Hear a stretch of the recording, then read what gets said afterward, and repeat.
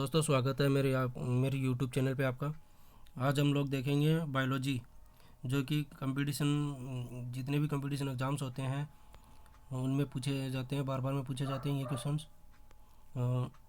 इसमें अपन कवर करेंगे ब्लड वगैरह सब, ह्यूमन स्केलेटन। इसमें टॉप 50 क्वेश्चंस होंगे, ठीक है, आपको देखना है ये। और ये एनटीपीसी ग्रुप डी के लिए बहुत ही महत्वपूर्ण है, आप इसको ज़रूर देखना। तो फर्स्ट क्वेश्चन आपका कि जो रेड ब्लड सेल होती है आरबीसी, वो उनका जो निर्माण होता है वो कहाँ पे होता है? आरबीसी का निर्माण कहाँ पे होता है? तो अस्थि मज्जा होती है जो आपकी, वहाँ पे इसका निर्माण होता है, वहाँ पे ये बनती है आरबीसी।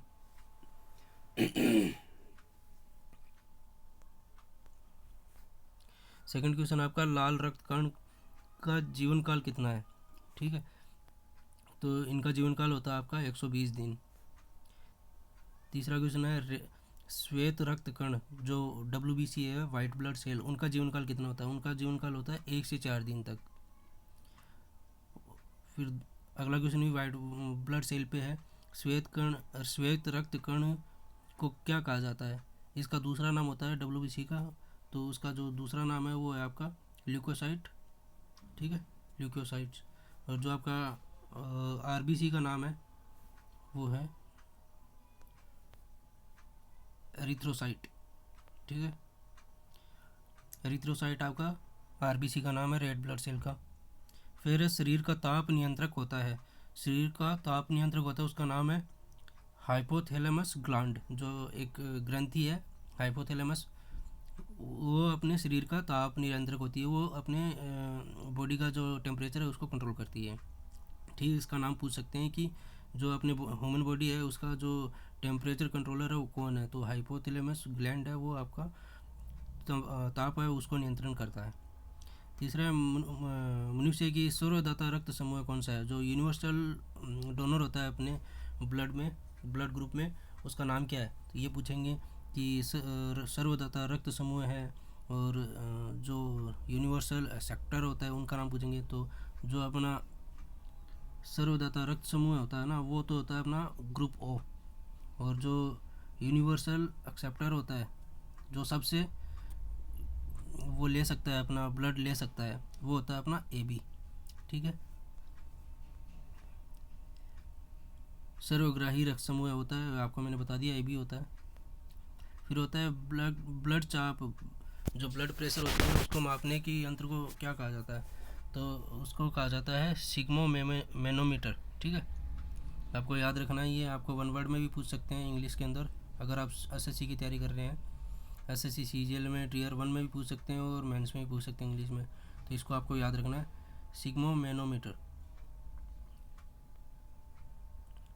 स्फिगो मैनोमीटर, ठीक है, सॉरी गाइस। फिर अगला है आपका ब्लड बैंक कहलाता है। ब्लड बैंक किसको कहते हैं अपन?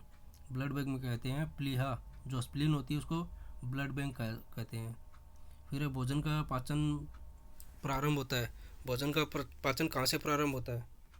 तो ये आपका इससे जो न्यूट्रिएंट्स, कार्बोहाइड्रेट्स, इनका क्वेश्चन है ये। तो मुख से जो होता है आपका भोजन का पाचन प्रारंभ हो जाता है, ठीक है। पचे हुए भोजन का अवशोषण होता है, तो पचे हुए भोजन का जो अवशोषण होता है वो कहाँ पर होता है? वो होता है आपका स्मॉल इंटेस्टाइन में, मतलब छोटी आंत में। पीत, जो बाइल होते हैं वो स्त्रावित होता है, कहाँ स्त्रावित होता है, किसके द्वारा स्त्रावित होता है? तो ये होता है आपका लीवर के द्वारा, यकृत होता है उसके द्वारा पित्त बाइल स्त्रावित होते हैं। विटामिन ए संचित होता है, विटामिन ए संचित कहाँ से होता है? ये क्वेश्चन आपका पूछा जाता है, तो ये होता है आपका लीवर से, यकृत में। शरीर की सबसे बड़ी ग्रंथि कौन सी है? तो शरीर की सबसे बड़ी ग्रंथि आपकी लीवर है। सबसे छोटी ग्रंथि की बात करें तो पिट्यूटरी आपकी सबसे छोटी ग्रंथि है। मनुष्य में पसलियों की संख्या अगर पूछी जाए, रिब्स, पसलियाँ मतलब रिब्स की संख्या अगर पूछी जाए तो वो होती है 12 जोड़ी, 12 जोड़ी और 24 पसलियाँ, ठीक है। फिर होती है शरीर में हड्डियों, बोन्स की कुल संख्या होती है, तो जो वयस्क होते हैं उनमें बोन की संख्या होती है 306।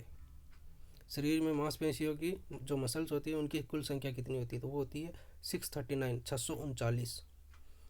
सलाइवा में पाई जाने वाला एंजाइम कौन सा होता है? तो आपने जो लार होती है उसमें जो एंजाइम होता है उसका नाम होता है टाइलिन। लिंग निर्धारण कहाँ से होता है? तो जो मनुष्य जाति है उसमें लिंग जाति है वो क्रोमोजोम से पता कर सकते हैं अपन, ठीक है।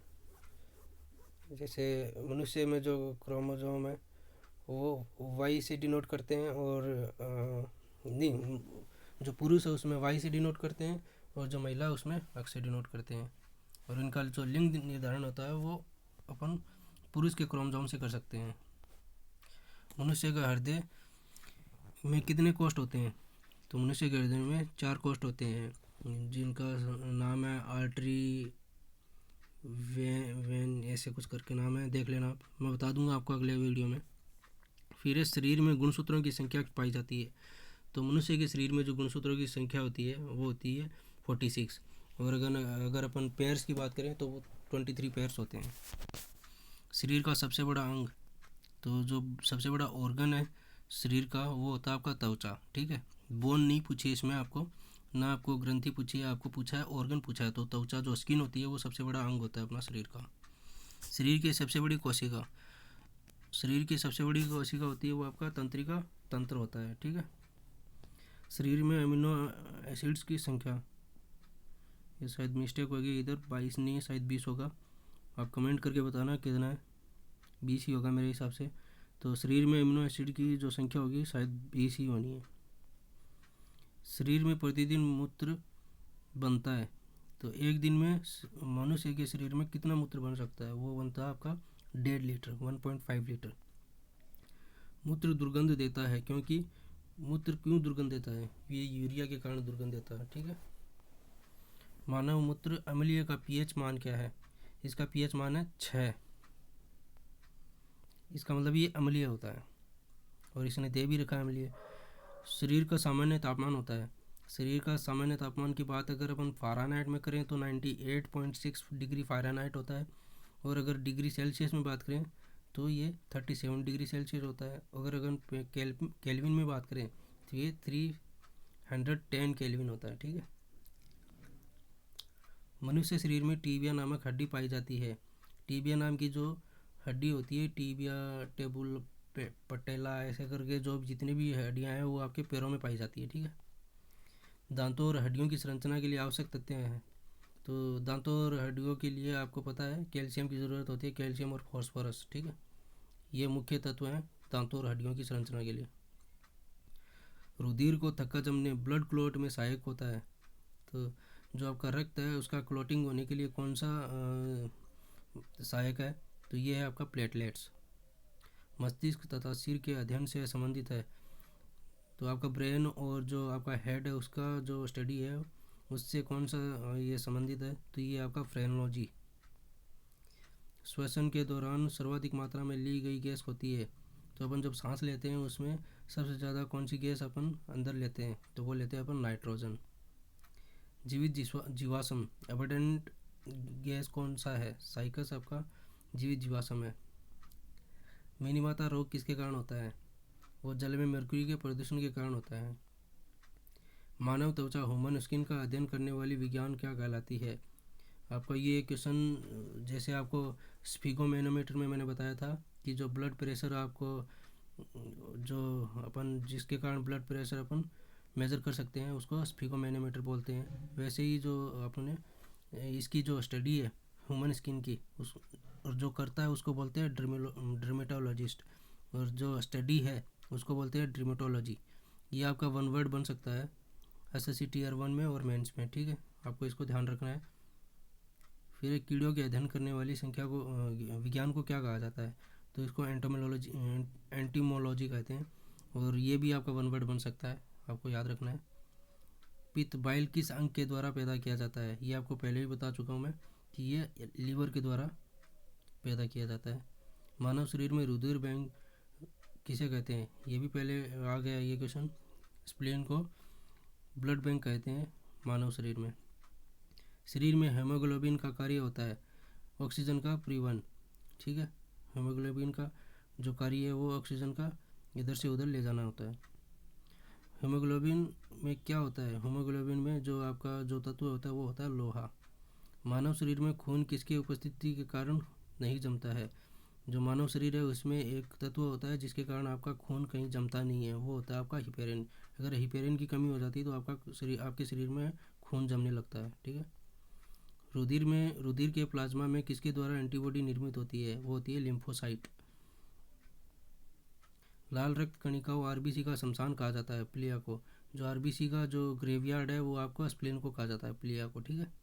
और प्लिया को ब्लड बैंक भी बोलते हैं, क्योंकि यहाँ पे सारा खून जाके वो एक्सक्रेशन होता है। ठीक है। क्रेब्स साइकिल होती है, उसका जो संश्लेषण होता है वो किसके कारण होता है? वो होता है आपका पायरुविक अम्ल के कारण। ठीक है।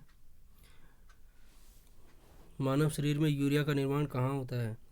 यूरिया का निर्माण होता है आपका लीवर में। लीवर होता है संबंधित आपका जो आप ये आपका जो ह्यूमन मूत्र है वो, उसका इक्वेशन था ना, ह्यूमन मूत्र है वो दुर्गंध किस कारण देता है? वो यूरिया के कारण देता है। और यूरिया कहाँ से उत्पन्न होती है? वो होती है आपके यकृत, लीवर से। रक्त की अशुद्धियाँ किस कारण किस अंग में जाकर छनती है? रक्त की अशुद्धियाँ वक्रों में जाकर छनती है। श्वसन की क्रिया कहाँ संपन्न होती है? श्वसन की क्रिया होती है जो संपन्न होती है वो माइक्रोकॉन्ड्रिया में होती है। ठीक है गाइज, अगर आपको ये वीडियो अच्छा लगा हो तो इसको लाइक करना, इसको शेयर करना ज़्यादा से ज़्यादा, और इस चैनल को सब्सक्राइब करना, ताकि मैं आपको हर रोज़ नई से नई वीडियो आपको देता रहूँ। और आपकी जो बायोलॉजी के जितने भी मतलब बायोलॉजी का जो आर्ट्स और कॉमर्स वालों को डर बैठा हुआ है वो दूर कर सको इन वीडियो के थ्रू।